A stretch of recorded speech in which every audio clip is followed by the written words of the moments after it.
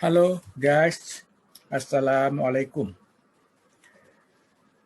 Jumpa lagi guys dengan saya Munir Fuadi. Kali ini kita akan membahas tentang kewenangan negara untuk memaksa rakyatnya untuk divaksinasi massal terhadap wabah virus corona. Pertanyaannya, bolehkah negara memaksa rakyatnya seperti itu?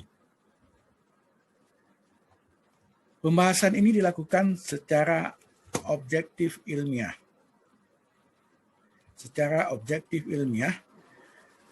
Tanpa memihak ke pihak manapun, kecuali hanya memihak kepada kebenaran. Diskusi ini mencoba membangun budaya keilmuan hukum yang logis dan mencerahkan, seperti yang pernah dilakukan di zaman-zaman dulu. Guys, salah satu amanat dari Konstitusi Indonesia bahwa negara harus melaksanakan kesejahteraan umum dan mencerdaskan kehidupan bangsa. Hal tersebut ditulis dengan tegas dalam konstitusi kita, yaitu dalam Undang-Undang Dasar 1945. Karena itu guys, usaha untuk menciptakan masyarakat sehat, herd immunity, melalui vaksinasi massal, sehingga dapat menghasilkan masyarakat yang imun tanpa pandemi, adalah merupakan tugas negara yang sangat mulia. Ini juga merupakan tugas negara sesuai dengan teori Pancasila, yaitu teori yang berdasarkan kepada teori negara berkesejahteraan, social welfare state. Guys, undang-undang itu sendiri juga mengamanahkan, ya, banyak undang-undang kita mengamanahkan kepada pemerintah untuk memvaksinasi bila perlu dengan upaya paksa, dengan misalnya menjatuhkan pidana kepada rakyat yang tidak mau divaksin itu.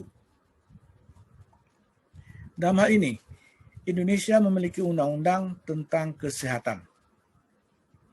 Misalnya, di situ dengan tegas disebutkan bahwa menjaga kesehatan masyarakat itu bukan hanya merupakan kewajiban pemerintah, pusat maupun daerah, tapi juga merupakan kewajiban warga masyarakat. Jadi, seorang warga masyarakat berhak untuk menentukan caranya sendiri, memang begitu, untuk menjaga kesehatannya.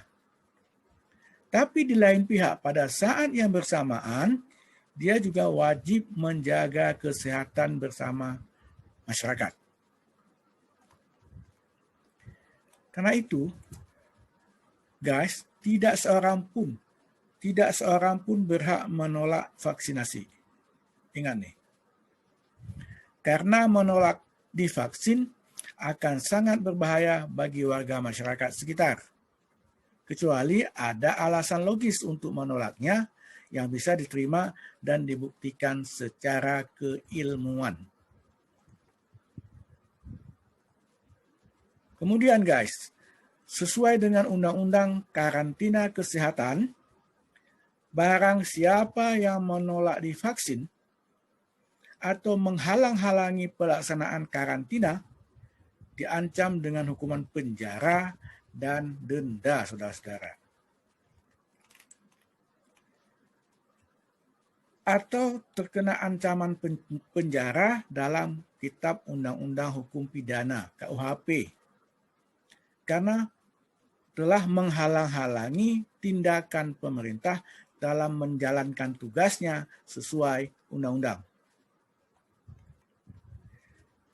Jadi supaya jelas nih, baik menolak divaksin untuk dirinya sendiri atau mengajak orang lain untuk memprovokasinya untuk tidak mau divaksin, adalah merupakan suatu perbuatan yang dapat dipidana penjara. Karena itu, sesuai dengan amanat undang-undang, apakah kewajiban negara melalui aparat-aparatnya untuk melakukan law enforcement dengan menjatuhkan sanksi, termasuk sanksi pidana, kepada para pembangkang vaksinasi tersebut, itu jelas masuk ke pidana. Karena itu, law enforcement harus dijalankan. Karena vaksinasi merupakan amanat undang-undang, maka siapapun yang tidak setuju divaksin, berjuanglah dulu, kalau begitu, untuk merubah undang-undangnya itu. Sebelum diubah, undang-undang harus dijalankan secara konsekuen. Atau, nah ini ada alternatif. Silakan tinggal di pulau terpencil sana, di mana tidak ada orang lain di situ. Sehingga kalaupun dia tertularkan virus, tidak ada orang lain yang dirugikan dengan tertularnya virus COVID. Seperti dulu, ya, dulu pernah ini, orang berpenyakit lepra, dulu ya, atau kusta, oleh masyarakat dibuang ke pulau terpencil agar tidak menularkan penyakitnya ke anggota masyarakat lain. Sewaktu saya kecil-kecil, saya pernah mendengar hal seperti itu. Dan saya lihat beberapa pulau memang ada untuk mereka. Dan sebelum dibuang ke pulau terpencil, waktu itu ya, sewaktu mereka dibuang, mereka dibekali dengan beras dan bahan-bahan makanan pokok lain secukupnya. Ya, cukup miris ini juga. Tentu ini nggak mungkin terjadi di zaman modern ini. Itu cerita dulu. Kalau mau ikut model itu, silakan. Silakan ke pulau terpencil sana, hidup sendiri, nggak usah vaksin-vaksin, nggak apa-apa. Karena tidak akan menularkan ke orang lain. Guys, apakah jika pemerintah memaksa vaksin kepada rakyatnya, tindakan itu akan bertentangan dengan hak asasi manusia, HAM, sebagaimana disinyalir oleh beberapa kalangan? Guys, dalam sebuah negara hukum dan demokrasi, hak asasi manusia memang ada dan dijamin sepenuhnya, termasuk hak asasi untuk berbuat bebas terhadap tubuhnya sendiri dan terhadap dirinya sendiri. Tetapi tidak ada HAM yang mutlak. Semua undang-undang juga bilang begitu. Konvensi internasional tentang HAM juga bilang begitu. Tidak ada yang mutlak. Halo? Halo? Halo? Halo? HAM selalu ada batas-batasnya. Camkan ini. Sehingga pelaksanaan HAM itu tidak sebebas-bebasnya. Ya, Undang-Undang Dasar dan banyak undang-undang juga membatasi pelaksanaan HAM tersebut. Kemudian guys, dalam hukum berlaku azas terpenting yang disebut dengan solus populi supreme lex. Solus populi supreme lex. Apa arti itu? Artinya adalah bahwa kesejahteraan rakyat banyak merupakan hukum tertinggi. Kesejahteraan rakyat banyak merupakan hukum tertinggi. Karena itu jika kepentingan pribadi seseorang bertentangan dengan kepentingan rakyat banyak misalnya, maka kepentingan pribadi, termasuk HAM pribadi, harus mengalah untuk kepentingan rakyat banyak. Sama saja, ini saya kasih contoh, sama saja dengan negara memaksa rakyatnya untuk mematuhi aturan lalu lintas. Untuk kepentingan umum, agar tidak jalannya agar tidak sembraut dan tidak terjadi tabrakan di mana-mana, pemerintah berwenang untuk memaksakan dan menjatuhkan sanksi terhadap pelanggar aturan lalu lintas. Siapa yang melanggar, lampu merah dilanggar, dan sebagainya, kecepatan, batas kecepatan, dilanggar. Nah, kalau sudah demikian, apakah pemerintah dalam hal menjatuhkan sanksi terhadap para pelanggar lalu lintas juga melanggar HAM? Bukankah hak dia itu untuk masuk kemana, mau jalan sebelah kiri, sebelah kanan? Apa itu HAM? Apa itu melanggar kebebasan manusia kalau dilarang atau diberikan sanksi kepada pelanggar lalu lintas? Halo? Halo? Coba jawab ini. Coba kita jawab dengan hati yang jernih dan logis. Ya. Sama juga ketika pemerintah memaksa COVID untuk kepentingan masyarakat banyak. Karena itu, karena menyangkut dengan kepentingan umum, maka sanksi pidana bisa dijatuhkan. Secara teori hukum juga dibilang begitu. Karena negara hukum, dalam negara hukum, secara hukum, hukum pidana memang termasuk dalam rumpun hukum publik. Dengan penekanannya memang untuk kepentingan umum yang disebut dengan public interest. Public interest. Selain itu guys, sesuai dengan paham hukum positivisme, yang misalnya dari ahli hukum terkenal John Austin, pemerintah memang bertugas untuk menjalankan undang-undang seperti apa yang ditulis dalam undang-undang itu. Dalam hal ini, undang-undang adalah hukum, karena itu harus dijalankan dengan konsekuen oleh pemerintah. Atau menurut paham utilitarisme, misalnya dari ahli hukum terkenal Jeremy Bentham, ya, pemerintah mempunyai kewajiban untuk memberikan kesenangan yang besar bagi sebanyak mungkin warganya. The greatest happiness to the most people. Itu ajaran dari paham utilitarisme hukum. Kesenangan rakyat di sini termasuk jika dapat menciptakan masyarakat bebas pandemi yang disebut dengan herd immunity itu. Dalam hal tersebut, hanya mungkin terjadi herd immunity hanya mungkin terjadi jika masyarakat beramai-ramai mau divaksin, yang bila perlu dapat dilakukan secara paksa oleh pemerintah.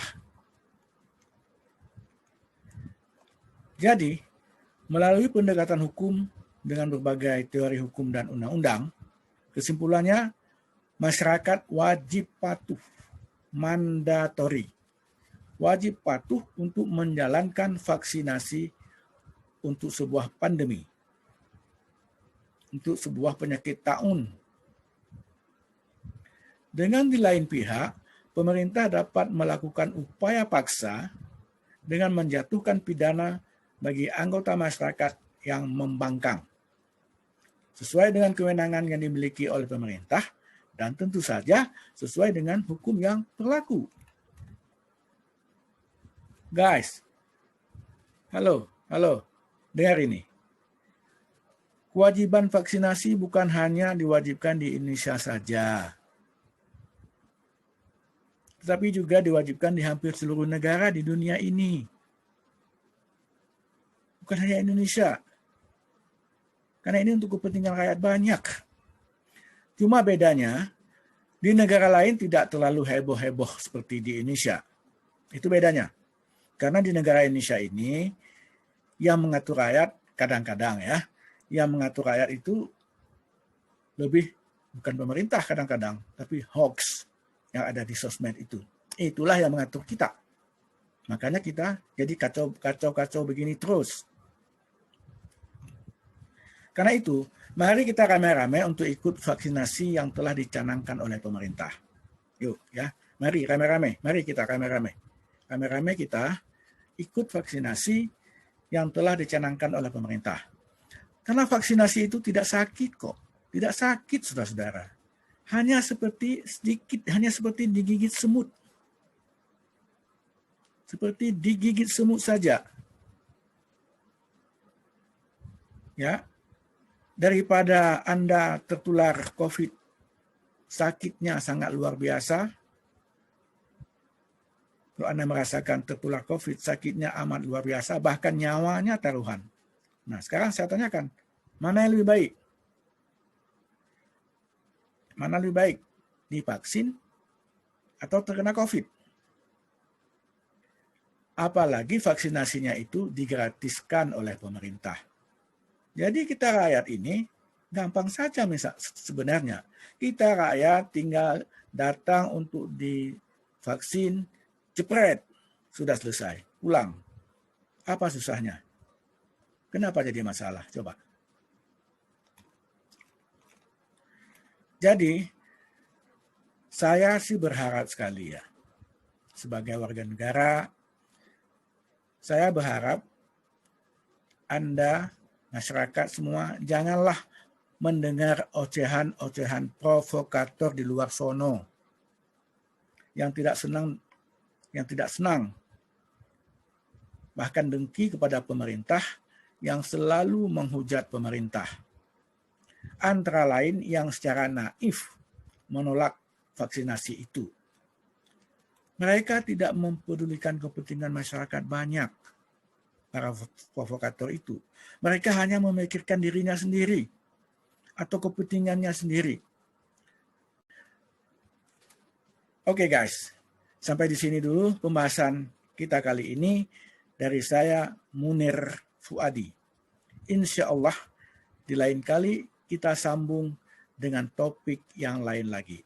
Dan pembahasan ini bertujuan hanya untuk membiasakan kita berpikir benar dan logis dalam bingkai hukum yang berlaku.